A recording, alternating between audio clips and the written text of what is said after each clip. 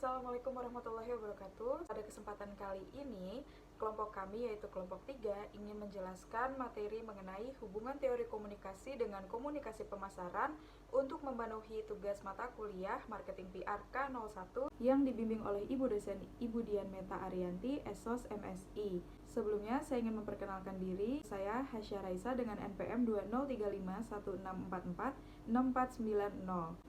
Untuk pemaparan materi pertama akan dijelaskan oleh rekan saya yang bernama Retno, kemudian dilanjutkan oleh Putri, dan juga yang terakhir akan dijelaskan oleh saya sendiri. Silakan kepada Retno untuk memberikan penjelasan pertama. Assalamualaikum warahmatullahi wabarakatuh. Nama saya Retno Sekar Hutami dengan nomor pokok mahasiswa 193516416677. Di sini saya akan membacakan tentang materi hubungan komunikasi dengan komunikasi pemasaran. Komunikasi adalah proses yang selalu dilakukan manusia dimanapun dan kapanpun, termasuk dalam perusahaan, instalasi, atau organisasi tempat kita bekerja. Dalam sebuah perusahaan, misalnya terdapat bisnis yang dijalankan untuk mendapatkan target sesuai dengan keinginan perusahaan. Dalam proses mendapatkan target tersebut, perusahaan harus mampu menjual produk yang dimilikinya, dan bagaimana produk itu terjual salah satunya karena adanya proses komunikasi pemasaran. Komunikasi pemasaran dilakukan untuk menyampaikan informasi dari perusahaan kepada konsumen atau calon konsumen yang prospektifnya agar terjadi penjualan. Oleh karena itu, komunikasi pemasaran sangat penting dilakukan dalam sebuah bisnis.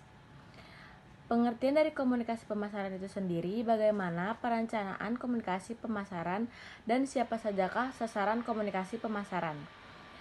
Maksud dari tujuan tersebut adalah agar kita mengetahui pengertian dari komunikasi marketing dan untuk mengetahui perencanaan dari suatu proses komunikasi pemasaran beserta sasarannya.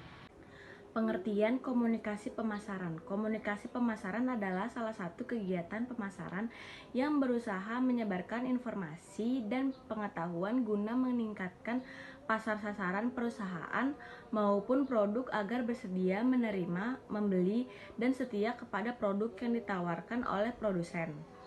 Adapun unsur-unsur komunikasi, yang pertama adalah pelaku pemasaran, yaitu komunikator adalah yang menyampaikan pesan, sedangkan komunikannya adalah calon pelanggan atau konsumen. Yang kedua, ada material komunikasi. Adanya gagasan atau materi pokok yang hendak disampaikan, adanya pesan itu sendiri, adanya media yang digunakan, adanya responsa atau reaksi dari penerima pesan, dan adanya feedback balasan pesan dari penerima pesan. Yang ketiga, ada proses komunikasi itu sendiri, yaitu tersampaikannya pesan yang diberikan oleh komunikator ke komunikan. Kali ini akan membahas tentang tujuan komunikasi pemasaran. Ada hal yang perlu dipertimbangkan dalam perencanaan komunikasi pemasaran, antara lain: pertama, penentuan tujuan dan respon komunikasi; kedua, penentuan sasaran komunikasi atau target audience; ketiga, rancangan pesan dan media komunikasi; keempat, pengembangan promotional mix; kelima, penyusunan anggaran; keenam, evaluasi dan pengendalian pemasaran. Ada 3 tujuan komunikasi yang utama. Pertama, menyebarkan informasi atau disebut juga komunikasi informatif. Kedua, memengaruhi untuk melakukan pembelian atau menarik konsumen, disebut juga komunikasi persuasif. Dan yang ketiga, mengingatkan halayak untuk melakukan pembelian ulang atau disebut juga komunikasi mengingatkan ulang. Nah, ada 3 sasaran komunikasi pemasaran. Yang pertama, pasar pribadi atau perorangan; yang kedua, organisasi; dan yang ketiga, masyarakat umum. Nah, kali ini membahas tentang media komunikasi. Media terdapat 2, yaitu personal dan non-personal. Untuk yang personal dapat dilakukan oleh perorangan dengan cara menyarankan kepada orang lain. Kemudian seorang ahli yang berada di suatu bidang dapat memberi pendapat untuk menyampaikan pesan. Kemudian bisa juga dengan cara bersosialisasi. Nah, bila dengan cara non-personal, yaitu media massa, membangun circle atau lingkungan untuk menyampaikan suatu pesan. Dan juga bisa dengan cara menyelenggarakan suatu acara yang terdapat banyak orang di dalamnya untuk bisa dibagikan pesan. Membahas tentang bauran promosi. Promosi itu sendiri adalah bagian dari strategi pemasaran sebagai cara untuk berkomunikasi dengan pasar dengan menggunakan komposisi bauran pemasaran atau disebut juga dengan promotional mix, yaitu pertama, melakukan pengiklanan untuk mengiklankan dengan cara massal, impersonal, dan ekspresif. Kedua, promosi penjualan. Harus komunikatif, bertarget pada insentif, dan bisa mengundang massa. Ketiga, relasi publik. Harus dapat dipercaya, biasanya agak sulit dikendalikan dan sedikit dramatif agar membuat orang tertarik. Keempat, melakukan penjualan personal. Dilakukan personal dari orang ke orang, responsif karena cepat terlihat bagaimana reaksi sasaran, dan dengan mudah terbina relasi bila kita mampu melakukannya. Dan yang kelima adalah identitas produk. Biasanya branding adalah faktor utamanya. Materi selanjutnya yaitu mengenai anggaran total, yang mana terdapat 6 dasar cara perusahaan untuk menganggarkan atau merancangkan anggaran yang akan digunakan untuk komunikasi pemasaran. Yang pertama yaitu berdasarkan subjektif perusahaan atau manajemen, kemudian yang kedua, persentase dari penjualan yang telah lalu, yang ketiga, adanya persentase penjualan yang akan datang, yang keempat, bagaimana cadangan per unit, kemudian yang kelima, adanya tujuan dan kegiatan-kegiatan yang akan dilakukan. Yang keenam, pertimbangan strategi pesaing. Nah, keenam dasar ini adalah beberapa pertimbangan yang akan dilakukan perusahaan bagaimana mereka merancangkan anggaran yang akan dikeluarkan untuk melakukan komunikasi pemasaran itu sendiri.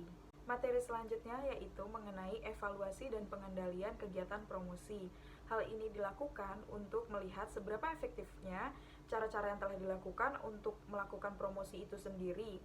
Untuk saluran komunikasi itu sendiri terdapat dua jenis, yaitu saluran komunikasi personal dan juga saluran komunikasi non-personal.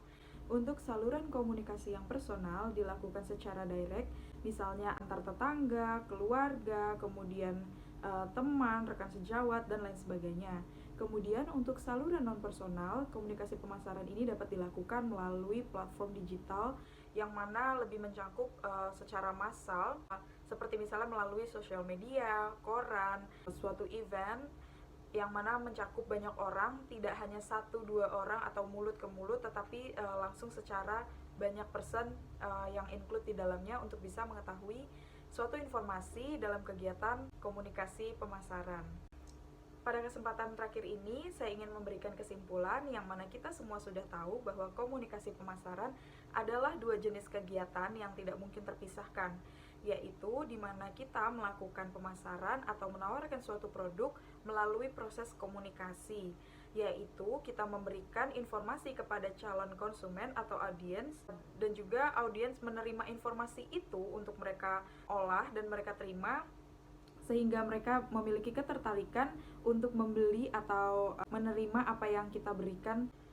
Kemudian dari beberapa banyak orang atau konsumen atau mungkin audiens yang walaupun sudah well informed atau mereka sudah teredukasi mengenai apa sih yang kita jual atau apa yang kita miliki, apa yang ingin kita offer kepada mereka, mereka sudah mengetahui itu, namun belum tentu mereka akan membeli apa yang kita tawarkan. Maka dari itu, disinilah pentingnya peran komunikasi untuk bisa memastikan, mengajak mereka untuk bisa benar-benar yakin dan pasti akan membeli produk kita. Kuncinya satu, kita mampu mengkomunikasikan dengan baik apa yang ingin kita jual. Sekiranya cukup untuk saat ini yang dapat kami sharing kepada teman-teman semua dan juga ibu dosen. Kelompok kami yakin teman-teman di sana yang menonton video ini pasti bisa paham apa yang kami sampaikan, dan semoga memberi manfaat lebih ke depannya dan juga memberi manfaat untuk kelompok kami sendiri, yaitu nilai yang bagus pastinya. Terima kasih atas waktu dan juga perhatian teman-teman serta ibu dosen yang sudah menonton video ini. Semoga kalian tetap dalam keadaan sehat. Wassalamualaikum warahmatullahi wabarakatuh. Sampai jumpa.